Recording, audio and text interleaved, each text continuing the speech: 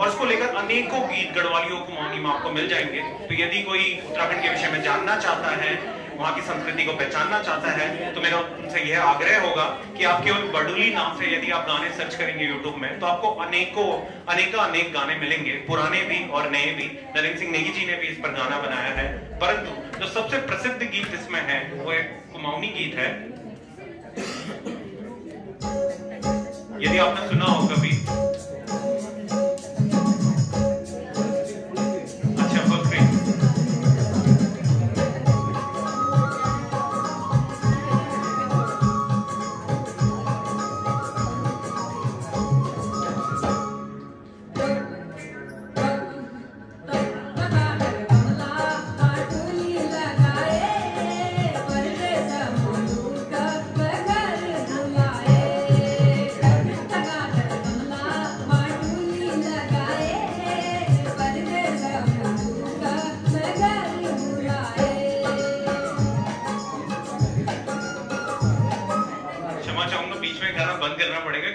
हमें आगे भी बढ़ना है, परंतु मैं इसका सांस्कृतिक अर्थ भी आपको बताता चलूं।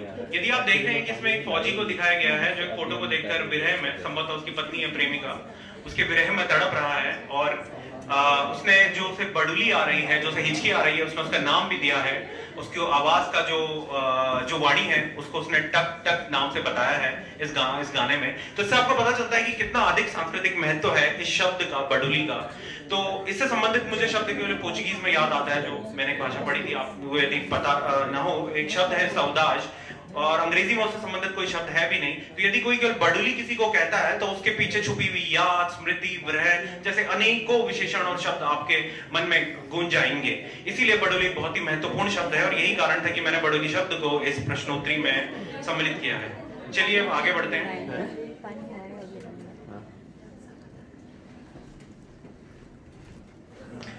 अच्छा, मिजाजा या मिजाजा कुमाऊनी और वाली दोनों में ही बड़े छेड़छाड़ के संदर्भ में उपयोग किया जाता है। कोई और दो, कोई और। अब तो सभी अंकल बोलते हैं, तुम भी बोल लो।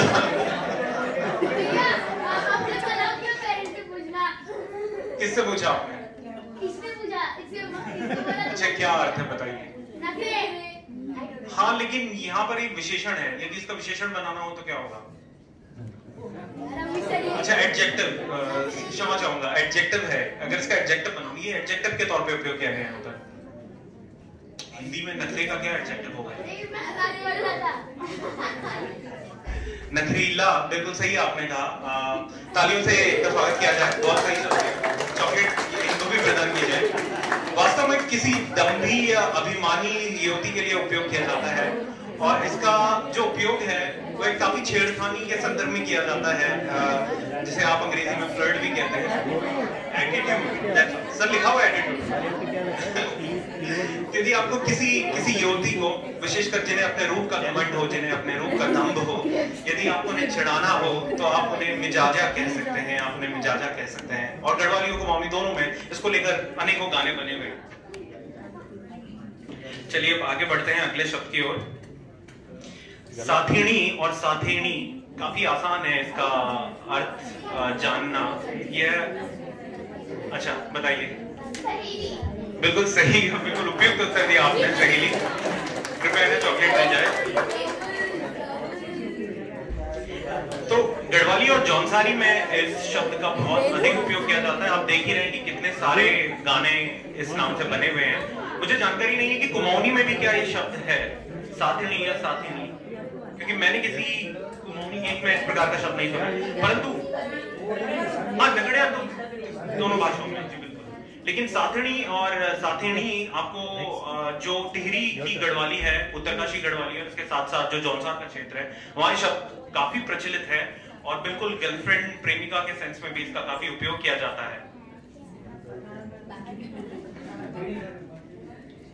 अभी ठीक है, इस सेशन को हम आगे बिल्कुल जारी रखेंगे। मैंने काफी प्रश्न आप लोगों के मनोरंजन के लिए बनाए हुए हैं। इससे पहले कुछ और सांस्कृतिक प्रस्तुतियां हैं, तो कृपया उनका आनंद लें।